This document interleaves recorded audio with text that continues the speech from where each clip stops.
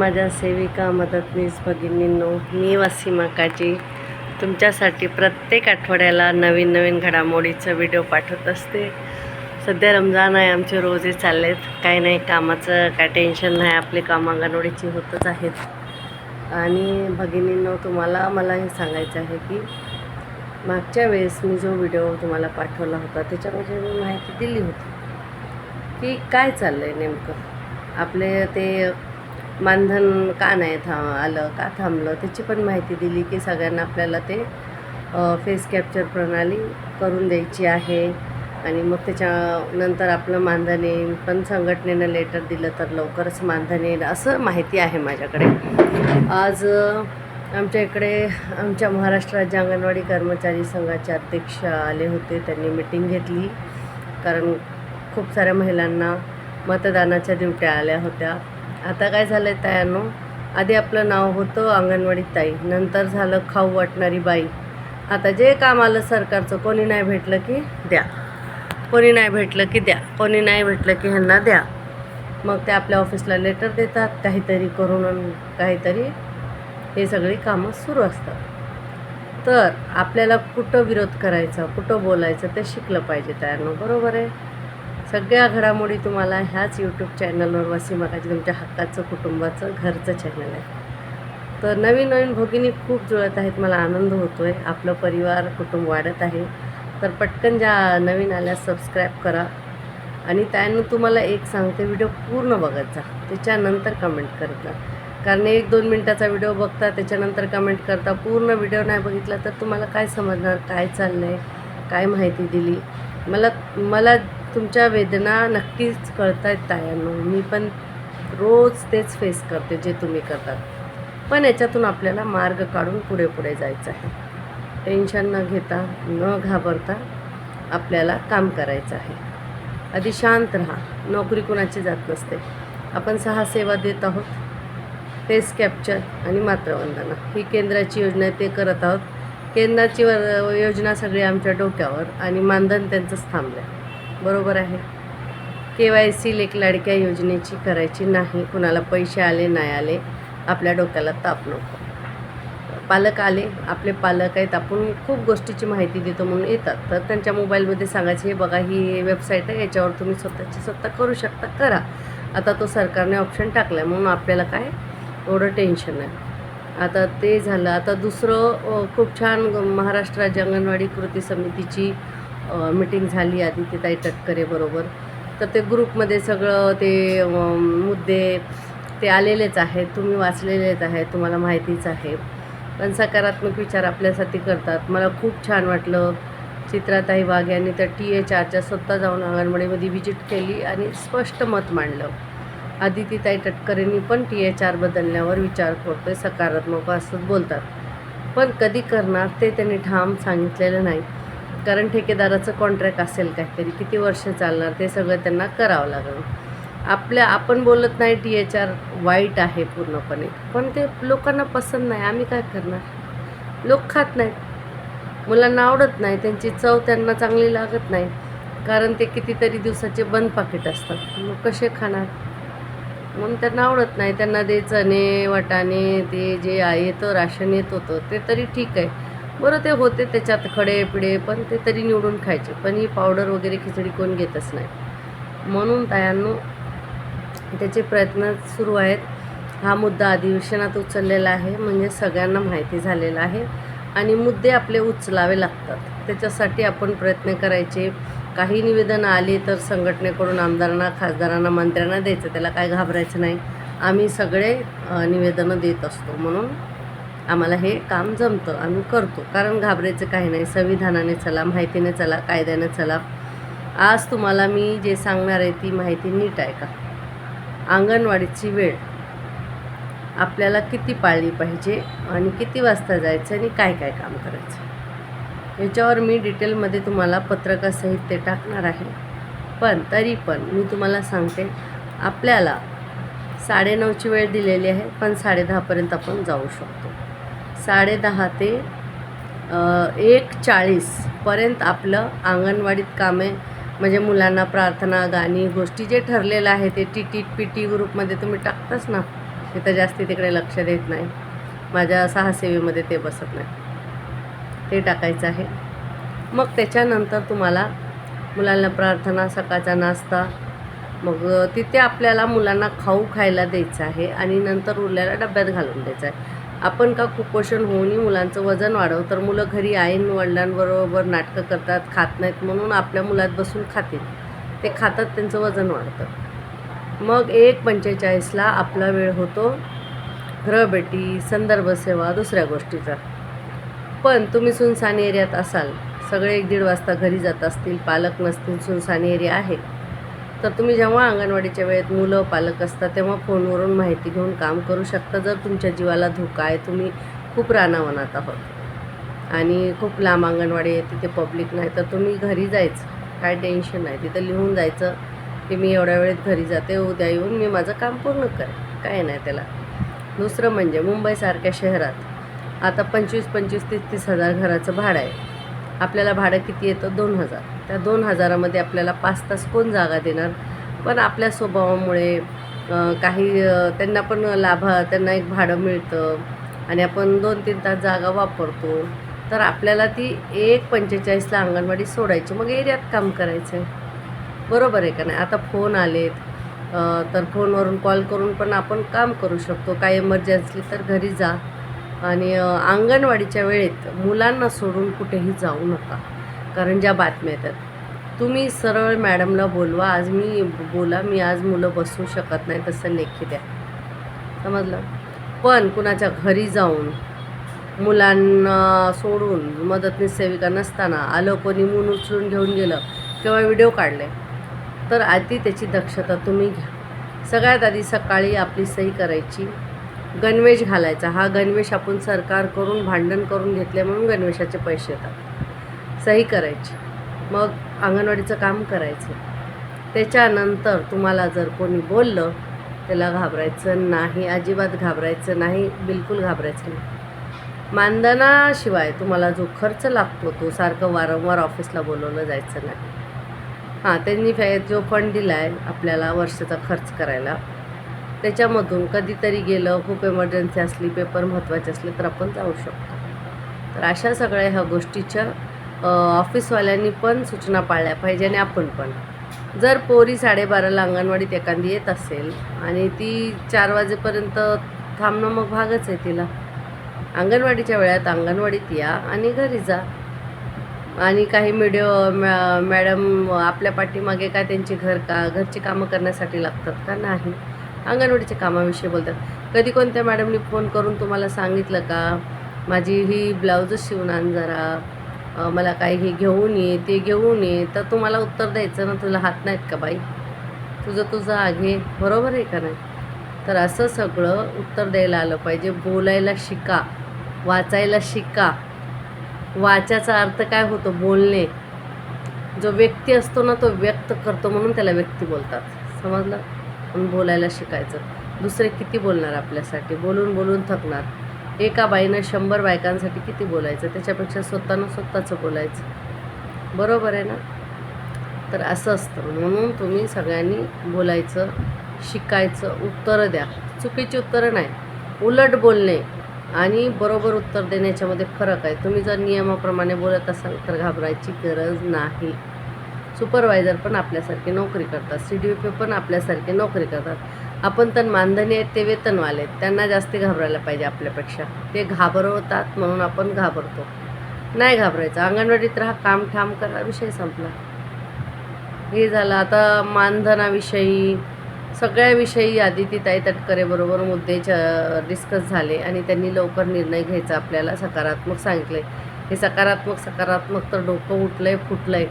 कधी एकदाचा GR येतो सगळ्या गोष्टीचं हेच कळत नाही.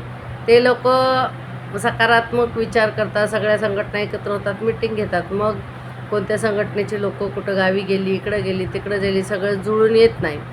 कसं तरी जुळून आलं तर GR हे लोक देत नाहीत. ते बोलतात आम्ही विचार करू, कारण ते बोलतात आमचे मंत्री नाहीत, हे नाहीत, ते नाहीत, आम्ही सगळे एकत्र बसून मग मुद्दा काढू. आधी आपली लोक एकत्र येत नाहीत, मग त्यांची लोक एकत्र येत नाहीत आणि त्यांच्यामुळे आपल्यासारखी लोक सेविका मदतनीसचे उपासमरण चालले, बरोबर आहे का नाही? म्हणून काही तुम्ही घाबरायचं नाही, उत्तरं द्यायची. व्यवस्थित उत्तरं द्यायची. कोणी काही बोलू द्या, काही करू द्या, तिला घाबरायचं नाही, अजिबात घाबरायचं, भ्यायचं पण नाही. आणि आपण जर सत्य आहो, अंगणवाडीत काम करतो, तर घाबरायची काय गरज आहे आपल्याला? बरोबर आहे ना तायांनो? मी 10 वेळेस सांगते, अंगणवाडीची मुलं सोडून लहान कुठेही जाऊ नका, कोणीही बोलू द्या. माझी मुलं सोडते, लहान मुलं आहेत. आता तुम्ही स्वतः आई आहात, विचार करा. माझं मूल 4 वर्षाचं घरी आहे, मी त्याला एकटं सोडून जाईल का? मग तशीच अंगणवाडीची आपली मुलं आहेत. तसं तर माझी कोणती अंगणवाडीची ताई करणार नाही, पण मध्ये काहीतरी व्हिडिओ न्यूज आल्या आहे. मला काय वाटतं, सगळ्या दुनियाच्या न्यूजवाल्याला फक्त अंगणवाड्यात दिसतात, दुसरं काही दिसत नाही. जेव्हा आम्ही आझाद मैदानात उन्हातानात उपाशी तपाशी बसतो, तेव्हा त्यांना नाही दिसत, तेव्हा काही येत नाही न्यूजवाले मनाने. तेव्हा बोलवावं लागतं, या या या म्हणून, तेव्हा येतात. आणि इथं कसे मनाने अंगणवाड्यात घुसतात. यांना काय गरज आहे? एका अंगणवाडी महिलेच्या तोंडावर माईक ठेवला आहे, मी तो माईकच तोडून फेकला असता त्याचा दूर. आम्ही जेव्हा आझाद मैदानात गेलो, ही अंगणवाडीत खाऊ नाही, हे नाही का, मी माझ्या बापाच्या घरातून आणते, मी शिजवते का, मला पैसे येतात का माझ्या अकाउंटला, मग तू आम्हाला कशाला सांगतो, चल निघायतून, असं मी खडकावून सांगते. आणि न्यूजवाल्याला, ऑफिसवाल्यांना विचारल्याशिवाय काही माहिती द्यायची नाही, लक्षात ठेवा. नंतर आपल्याला अंगलोट येतं, त्याचा खूप गैरवापर केला जातो, बरोबर. म्हणून तायांनो, घाबरून न जाता तुम्ही आलेलं पत्रक, मीटिंगमध्ये जे मुद्दे झाले ते वाचले सगळ्यांनी, पत्रक आलेले तेच 10 वेळेस वाचून मी काय दाखवू तुम्हाला. पण अंगणवाडीच्या वेळेचं नियम पाळा. आपण शासकीय दर्जाकडे वळत आहोत, लवकरच शासकीय दर्जा मिळणार आहे. आणि तायांनो, मला वारंवार मेसेज येतात की अंगणवाडी मुख्य सेविकेची भरती कुणी अडवली. ताई बघा, मी आमच्या आज मिटिंगला आले, अध्यक्षाला सुद्धा विचारले, त्यांनी म्हणले आम्ही नाही टाकलेली. महाराष्ट्र राज्य अंगणवाडी कर्मचारी संघाने केस नाही टाकलेली. म्हणून तुम्हाला सांगते मी, ज्या संघटनेच्या तुम्ही सभासद आहेत त्यांना विचारा, सुपरवायझरचं वय निघून जात आहे, आम्ही काय करायचं, कुणी केस टाकली, त्यांना खडकावून विचारा तुम्ही. आणि मग त्यांच्याकडून काय उत्तर येते ते बघा. कारण आमच्या संघटनेने टाकलीच नाही, मी कुणाला जाऊ प्रश्न विचारला? काय संघटनेचे लोक, मेन पदाधिकारी काय माझे व्हिडिओ बघतील का मला उत्तर द्यायला? आणि मला कसं माहीत पडणार कोणी टाकले? कारण मी माझ्या संघटनेच्या ग्रुपपुरती आणि तुमच्या सगळ्यांची आहे मी मैत्रीण बहीण म्हणून व्हिडिओ करते. मी कोणत्या संघटनेची पदाधिकारी म्हणून कधीच तुम्हाला व्हिडिओ करत नाही, किंवा ऑफिसची कोणती बाई म्हणून ती व्हिडिओ करत नाही. तुम्ही पुष्पाताईचे व्हिडिओ बघतात, पुष्पाताई अशा कधी बोलल्या का? मी सीडीपीच्या ऑर्डरवरून व्हिडिओ करते. मग मी पण नाही बोलू शकत की मी संघटनेच्या ऑर्डरवरून व्हिडिओ करते. मी माझ्या मनाने व्हिडिओ करतो, मला तुम्हाला माहिती द्यायची असते, माहिती द्यायला आवडते म्हणून व्हिडिओ करते. आता झालं तर एकदाच आपलं चांगलं होऊन जाईल. अधिवेशन चाललं आहे, आर्थिक बजेट मांडतायत, चांगला विचार करा. जर आपल्या प्रोजेक्टसाठी जर बजेट आलं तर नक्कीच आपला शासकीय दर्जा भेटन, वेतन होईल. आपण फुल डे काम करू आरामात, 9 ते 6 मज्जाच मजा. आता काही महिलांना पैसे नाहीत, कमी पडतात, महागाई आहे, खर्च करायचा असतो, म्हणून अंगणवाडीनंतर थोडंफार करावं लागतं. आता अंगणवाडीचा पगार आणि ते बाहेरचं केलेलं काम मिळूनसुद्धा 20,000 होत नाही. तुम्ही एकदाच आम्हाला 30,000 देऊन टाका, आम्ही कुठं जाणार नाही. 30,000 दिलं की 24 तास तुमच्या कामावर लागतो. कारण आता आम्ही फक्त 15,000 पण येत नाहीत पदरात, तरी आम्ही 24 काय 12 तास तर काम करतोच, परत मोबाईलवर 10 तास करतो. 2 तासच आमचं जीवन आमचं राहिलं आहे. तर मग 30,000 द्या आणि 24 तास काम करून घ्या, काय फरक पडतो? पण तसं नको, आमचाच पैसा आम्हाला द्यायला, ह्याला रडायला येतं.